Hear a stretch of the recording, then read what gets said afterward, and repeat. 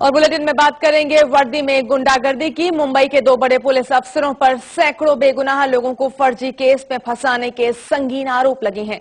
यही नहीं, मुंबई जोन 12 के इन दोनों अफसरों पर यह भी आरोप है कि घूस न देने पर कई लोगों को मामूली जुर्म में इन्होंने जिला बदर यानी कि तड़ी पार तक कर दिया। और जब एक सामाजिक कार्यकर्ता ने इनके खिलाफ आवाज उठाई तो उन्हें भी परेशान किया गया। पीड़ित सामाजिक कार्यकर्ता ने इसकी शिकायत एंटी करप्शन ब्यूरो में की, जिसके बाद दोनों अफसरों के खिलाफ जांच की सिफारिश भी की गई।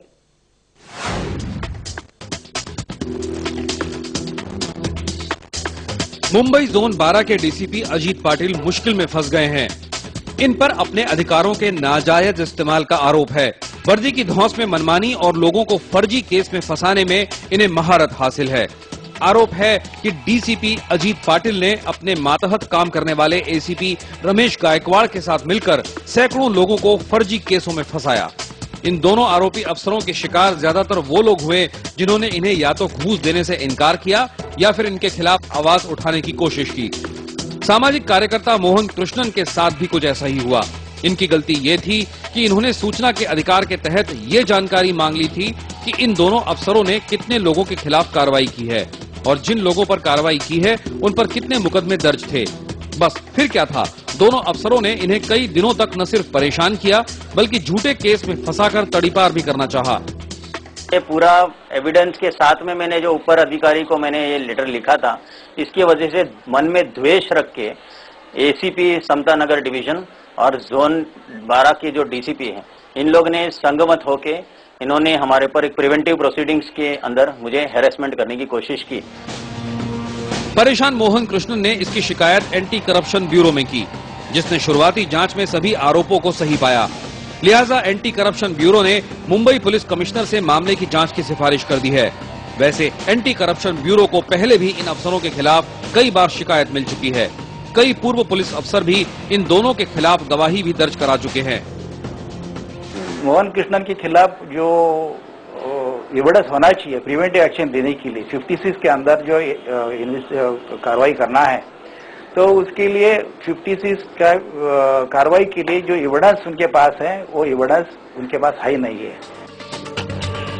डीसीपी अजीत पाटिल और एसीपी रमेश गायकवाड़ पर लगे आरोपों की फहरिस्त बड़ी लंबी है। इन दोनों के कार्यकाल में 662 लोगों को कार्रवाई का नोटिस भेजा गया, जबकि महज शिकायत के आधार पर 43 लोगों के खिलाफ कार्रवाई शुरू कर दी गई। यही नहीं, एक मामूली रिपोर्ट के आधार पर 167 लोगों को तड़ीपार यानी जिला बदर की तैयारी कर दी गई। सबसे चौंकाने वाला आंकड़ा था 391 ऐसे लोगों का जिनके खिलाफ कोई सबूत नहीं था, लेकिन फिर भी उनसे तड़ीपार करने के कागज पर दस्तखत करा लिए गए।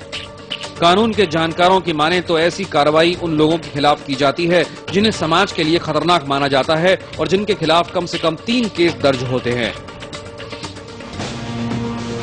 अपने अफसरों पर लगे संगीन आरोपों ने मुंबई पुलिस के कान खड़े कर दिए हैं, लेकिन कोई भी कानून की आड़ में हफ्ता वसूली का धंधा चलाने वाले इन अधिकारियों के खिलाफ अपनी जुबान नहीं खोलना चाहता। मुंबई पुलिस के अफसर जानते हैं कि जब तक उनके शरीर पर खाकी और हाथ में कानून का डंडा है, वो जो चाहे मनमानी कर सकते हैं, लेकिन शायद वो ये भूल गए हैं कि पाप का घड़ा एक न एक दिन जरूर फूटता है। अब उनकी यही मनमानी उनके गले की हड्डी बन गई है और मुंबई एंटी करप्शन ब्यूरो चाहता है कि खुद मुंबई पुलिस कमिश्नर इन अफसरों के खिलाफ जांच करें कि आखिर क्यों इन अफसरों ने कानून को अपना धंधा बना लिया है और उसके साथ खिलवाड़ कर रहे हैं। विक्रम सावंत के साथ निशाद शमसी, मुंबई IBN 7।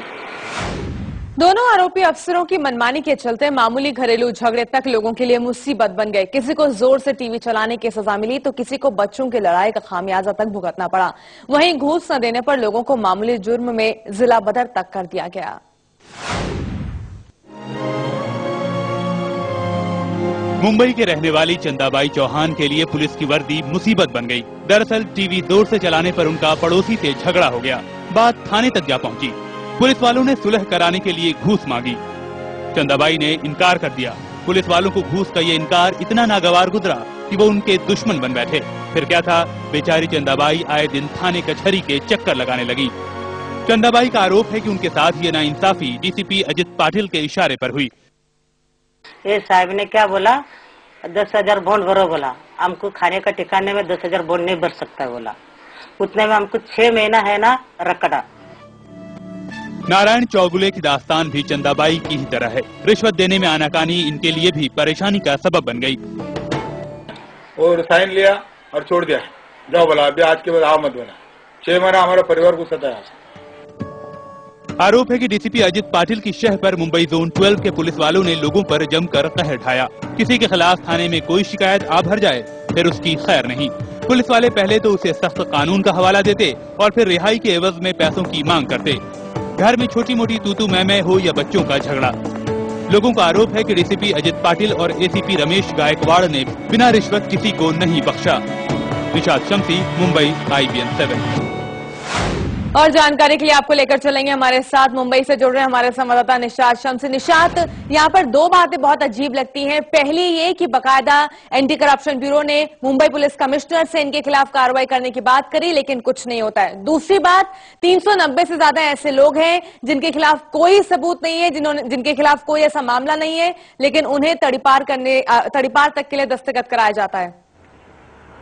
जी बिल्कुल नीतू, अगर मैं थोड़ी इस पूरे मामले को अगर साफ करना चाहूँ तो सबसे पहले अगर किसी के खिलाफ शिकायत आती है और किसी के खिलाफ प्रिवेंटिव एक्शन लेना होता है तो सबसे पहले उसके खिलाफ कम से कम 3 से अधिक मामले होने चाहिए। उसके बाद पुलिस उन्हें बुलाकर चेतावनी देती है, उसके बाद जो प्रोसीडिंग्स है वो की जाती है और इसके लिए बाकायदा एविडेंस रिकॉर्ड किया जाता है, विटनेसों का बयान लिया जाता है और उसके बाद उन्हें बॉन्ड भरवाया जाता है कि आइंदा वो ये सारी ऐसी हरकतें नहीं करेंगे। लेकिन आरटीआई के जो इन्फॉर्मेशन आया है उसमें साफ तौर से खुद मुंबई पुलिस ने जो जानकारी दी है, जोन 12 में तकरीबन 400 ऐसे लोग हैं जिनके खिलाफ कार्रवाई की गई और वो भी बिना एविडेंस के, बिना कोई एविडेंस रिकॉर्ड किए, बिना किसी विटनेस के, बिना किसी पंच के। तो साफ तौर से है कि यहाँ पर जो ये अधिकारी हैं जिन पर यह आरोप लगा है वो पूरी तरह से मनमानी कर रहे हैं। एंटी करप्शन ब्यूरो में जब शिकायत गई तो उन्होंने साफ तौर से अपनी जांच में जो पाया, इन दोनों अफसर को पूरी तरह से संलिप्त पाया है और इसके बाद सिफारिश की गई है कि मुंबई पुलिस कमिश्नर इनके खिलाफ जांच करे और इसकी पूरी रिपोर्ट सबमिट करे। लेकिन जो ये 2 अफसर हैं,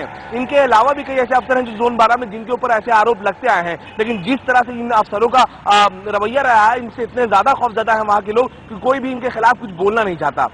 नीतू, क्या वजह मानते हैं निशात, आखिरकार इतने तमाम सबूत होने के बावजूद भी इन बड़े अधिकारियों पर कोई कार्रवाई नहीं होती? क्या आपको लाल फीताशाही दिखती हुई नजर आती है यहाँ पर?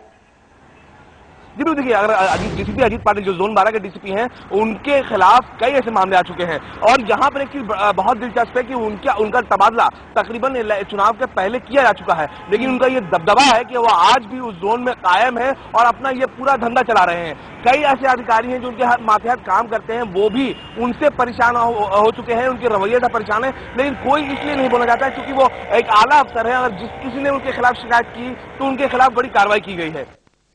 चलिए, बहुत बहुत शुक्रिया निशात इस तमाम अपडेट के लिए। तो जिस तरह से निशात बता रहे हैं कि रिश्वत न देने पर किस तरह से पुलिस के 2 आला अधिकारी हैं मुंबई पुलिस के और किस तरह से अपनी गुंडागर्दी दिखा रहे हैं, हमने देखा। इसी के साथ एक ब्रेक के लिए रुकेंगे, ब्रेक के बाद जल्द हाजिर होंगे।